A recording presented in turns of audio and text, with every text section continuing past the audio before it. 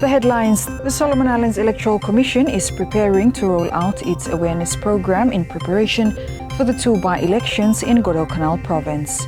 The Solomon Islands Council of Trade Unions and Workers' Union Solomon Islands have raised concern that the proposed Special Economic Zone Bill fails to include provisions to protect local workers. Encino and Cole held a workshop aimed at developing a Commonwealth credit transfer framework, Micro-credentials, in a digital age. Hello, you're watching SIBC's TV News Bulletin. I'm Sharon Nanao. The Solomon Islands Electoral Commission is preparing to roll out its awareness program in preparation for 2 by-elections in Guadalcanal province. Alex Dadamo reports. The Solomon Islands Electoral Commission SIBC is preparing to roll out its awareness program in preparation for 2 by-elections in Guadalcanal province. The by-elections are for the Paripa Ward and West Guadalcanal constituency. SIBC Deputy Commissioner Christina Mitini told SIBC News that the by-elections will be held on the same date. So basically, date block to fala members ba. One fala member of Parliament blow West Guadalcanal, narawana blow Paripa Ward. So Electoral Commission they can join, not really joint election, but election ba happen at the same time. But you may wait to meet Governor General and Minister of Provincial Government for making the declaration, then by public baham sa aware law date for election. But in the process, awareness must go ahead na. Have no reason why we do them. So this one team blow Paripa Ward, and there's another team going down to West Guadalcanal. So as we speak, okay, prepare for go. Because Paripa Ward inside lo Guadalcanal and him lo place where them Kasim me try for start him awareness early. She explains that the awareness program is part of educating people about the voting process. Team come no for giving notice. So as you sabe, in the event blow any election or by-election, awareness team na hem first team for deploy.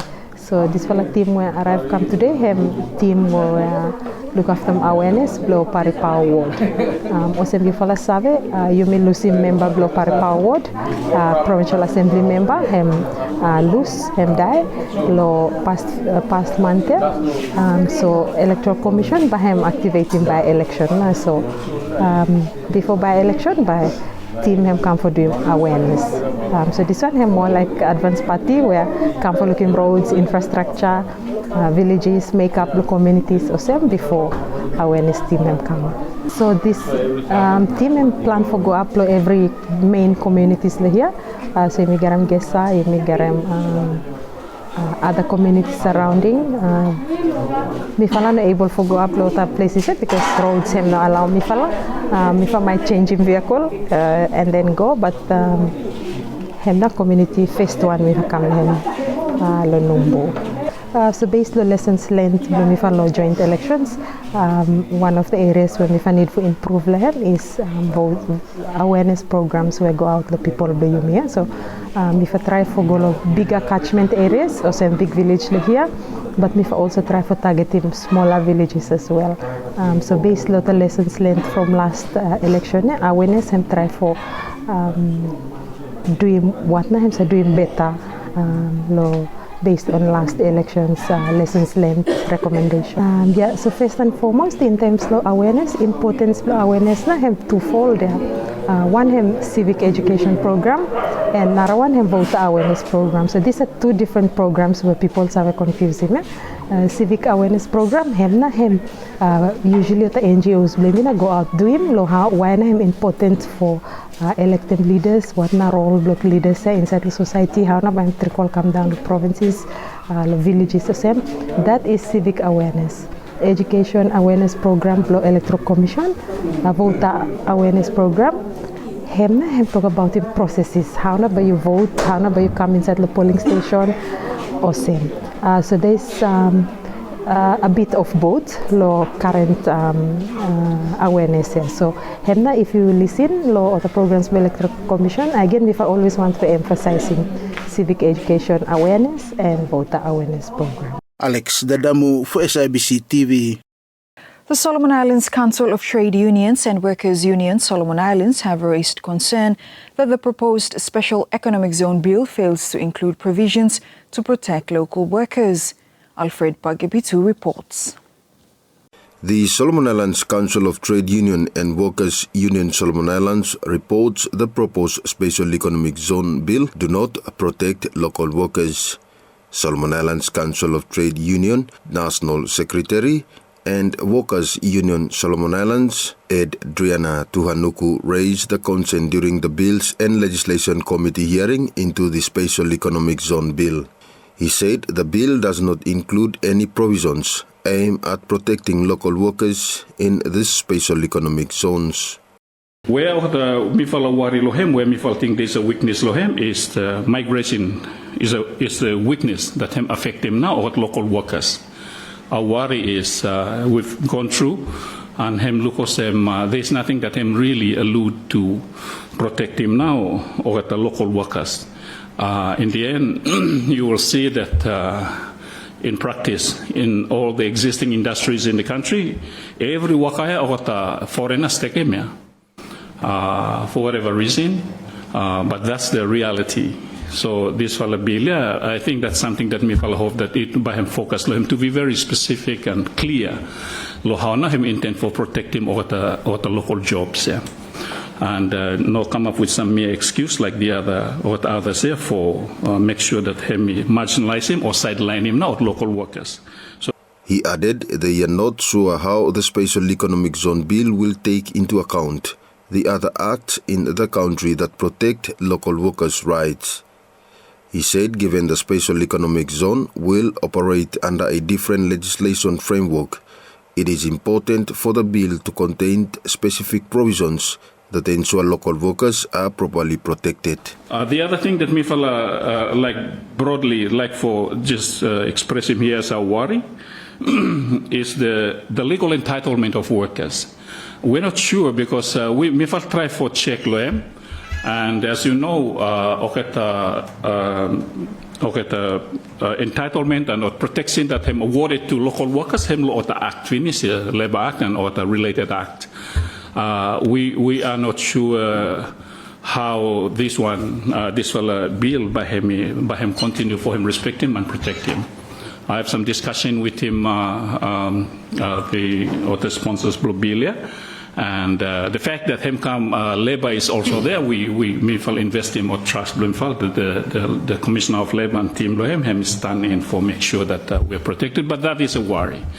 That's the worry for me, considering how other legislation in practice and him go in the end or get the workerman or get the local workers or get sidelined or get marginalized.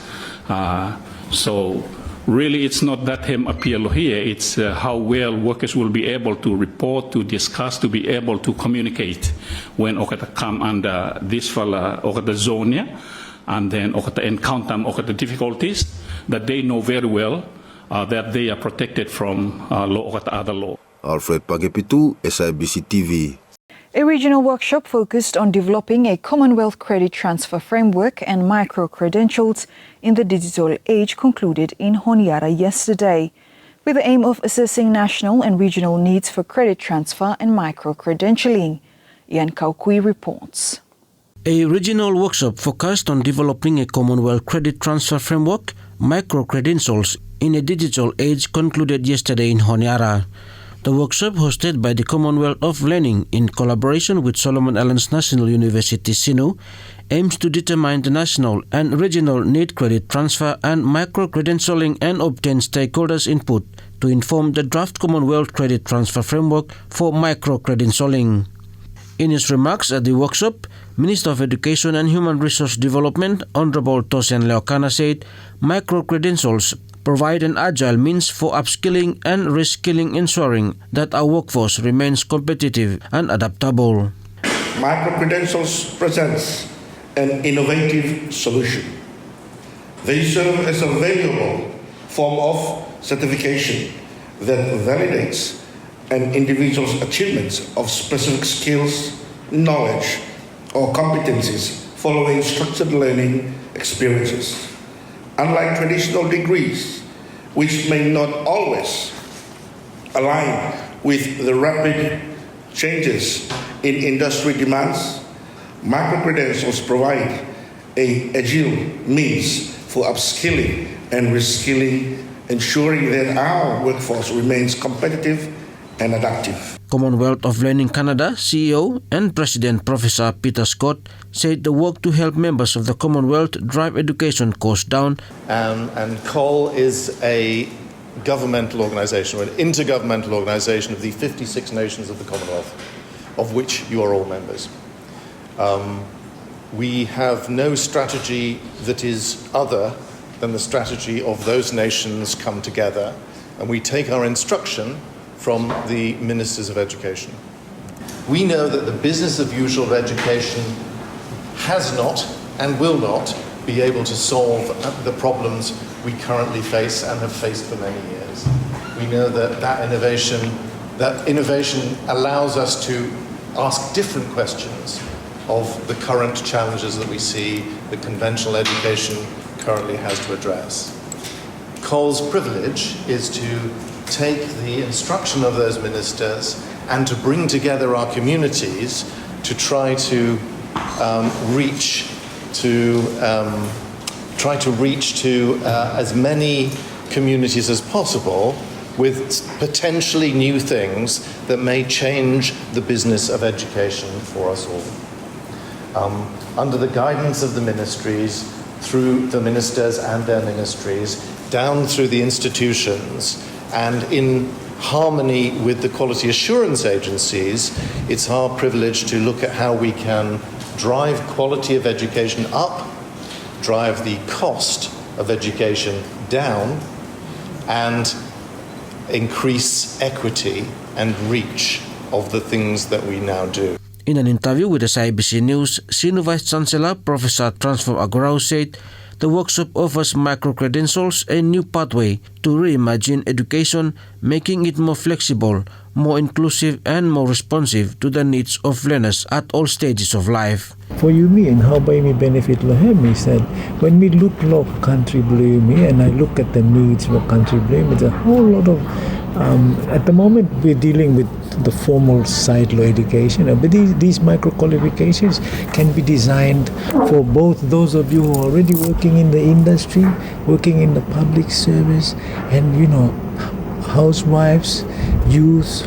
We can develop so many small training courses, programs for them, both online. You may like them for taking. One of the purpose of this exercise too is to see how we can help to develop educational opportunities for those who would love to get increasing and enhancing skills, but no current time for come back to school and spend them time because they might be in business, they might be running a small shop, they might be driving a taxi. SIBC News understands similar workshops are being held in the Caribbean, Africa and Asia region. Yan Kaukui, SIBC TV. Now, the standardization of micro-qualifications across the Pacific region was emphasized by Solomon Islands National University Vice Chancellor, following a regional workshop on the Commonwealth Credit Transfer Framework, stating it will enable Solomon Islanders to have their qualification recognized and work throughout the Pacific. Yan Kaukui with more. Standardizing of micro-qualification to be recognized around the Pacific region is of importance as it allows countries to recognize one's qualification regardless of the country they study in. Solomon Islands National University Vice Chancellor Professor Transform Agorao said following the regional workshop on developing a Commonwealth Credit Transfer Framework, Micro-credentials in a digital age. He said this will allow Solomon Islanders to work in countries across the Pacific region. So we have in the workshop people from like SITESA, the equivalent, from universities and also from government ministries. So together with all of this is you have got the regulator and then the service providers too. And then also what we don't have is the industry. But industry is something very many. So basically what we're trying to look at is time you're doing program here, of course where you may develop them here, then you go to Australia, New Zealand, what looks like a qualification you take away. So that's what this workshop is going to try and work on. How na ba yung what kind of framework na ba you allow for what Australia, New Zealand by sabi recognizing na the micro qualifications where you may do here and Samoa, for example, time you go Samoa, that same this recognition of the mobility that time people go across. And if they've done something here, it's actually you show them Australia, New Zealand, not by looks out, because they meet them to standards. Professor Agorau added, education in the digital space is where countries are heading towards. He said for Solomon Islands, it is just a matter of time before majority of our studies goes online. The limitation at the moment is bandwidth normal, but it will come down and it's going to be more accessible. So I'm more confident. One is you've got the 163 towers, Telecom and all the others are making the investments, the government is making the investments, and you've got Starlink, and therefore the broadband availability is going to be much easier in the future. We need to look to the future. It's the way. It's going to be the way in which we operate in the digital age, where most of the learning is going to be online. You're going to bring in three-dimensional videos, tools, and platforms into learning. Jan Kaukui, SIBC TV. Now, the Central Island Provincial Assembly has reinstated the ban on prospecting and mining in the province. After temporarily lifting the ban last year, the Assembly reinstated the ban after discussions. Trade's policy of creating a sustainable economy, the government agrees that mining is not a sustainable development. Premier Michael Cellini confirmed this to SIBC News. Executive and Assembly agreed last week during the full Assembly meeting for reinstating more this ban for prospecting and the mining inside the province. So me happy to man that managed for doing that one, because Osemi Misawe mining no good for industry and cause him a lot of environmental damage and also conflict between families that not done properly. He thanked members of the provincial government for supporting in putting a ban on prospecting mining in the province for the betterment of future generations. I like to thank him with colleague members of the Provincial Assembly for their understanding and support for putting this ban in place. So I like to thank him again with colleague members of the Provincial Assembly for their support to the ban. And also for leaving this island here, intact ourselves, beautiful island, by me fala living for next generation, bro, me fala too, by what enjoy, also me fala enjoy Mogata Island here now. Now, a two-day dialogue on peace building and security concluded today, bringing together government sectors and ministries to address the unique challenges of peace and stability in the Solomon Islands. Mary Manelegua reports. A two-day dialogue on peace building and security officially concluded today, marking an important milestone in efforts to enhance peace and stability in the Solomon Islands. The event held in Honiara was facilitated by Transcend Oceania and Conciliation Resources with support from the UK Integrated Security Fund. The dialogue brought together a diverse group of participants from various government sectors and ministries aiming to deepen their understanding of peace building and security challenges specific to the Solomon Islands. In his remarks at the event, Ministry of Traditional Governance, Peace and Ecclesiastical Affairs, Permanent Secretary Mr. Loti Vaisekavea said his ministry will release its national peace policy soon. And in the ministry, as Solomon Islands is a post-conflict country, we have some way to make some objectives so that we can. And so it is important in reference to our peace-building policy, the ministry will release soon a national peace policy to supersede what we have already. Because that is also a reality. When you hit a new era, a new time frame, a new dimension, a new component, we have to change what we have been doing. Because the structures, the institutional structures that have taken us up to this time can no longer keep us and secure us going into the future. Vaisakavea also emphasized the importance of looking towards the future to ensure relevant peace building in the Solomon Islands. If we want to be able, we have to look at the future and build it now, because the future defines what we need to be relevant. It's not going to the past. Yeah. So in peace building, going by what Solomon Island has gone through, transitional justice, we have we have made peace with the warring parties. We have demobilized them. We have going through a reconciliation process, a reintegration and reparation. These things are behind because they need some resources. And when we look at it in the traditional way, it will always be not enough, because we would want to have some funds to enable reconciliation to be completed, reparation to be completed, reintegration to be completed. Mary Manelegua, SIBC TV. Despite its environmental and economic benefits, waste recycling is not widely practiced in the Solomon Islands, with nearly 90% of the population unaware of its advantages. Simon Tavake with more on this story. Waste recycling in the Solomon Islands is not widely practiced, with nearly 90% of the population still unfamiliar with its environmental and economic benefits.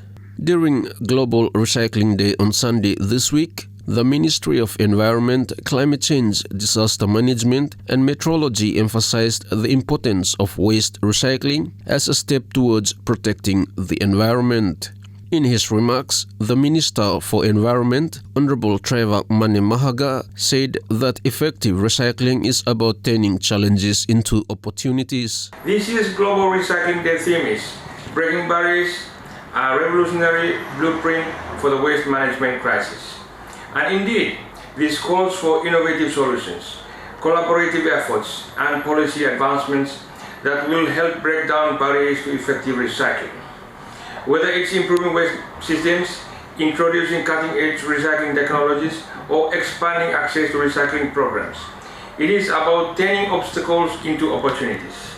Additionally, it highlights the urgent need for innovative collaborations to address the escalating waste management and recycling issues in the Solomon Islands.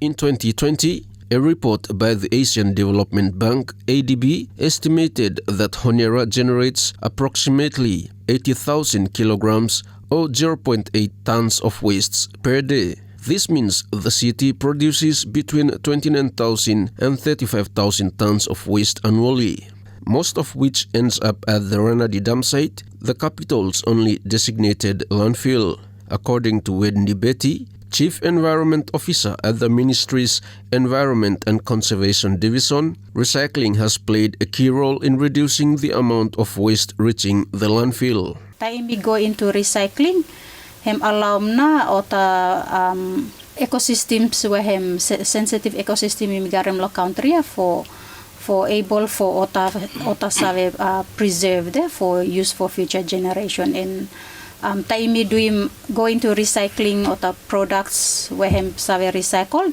hem save help for protecting to ota areas from further damage.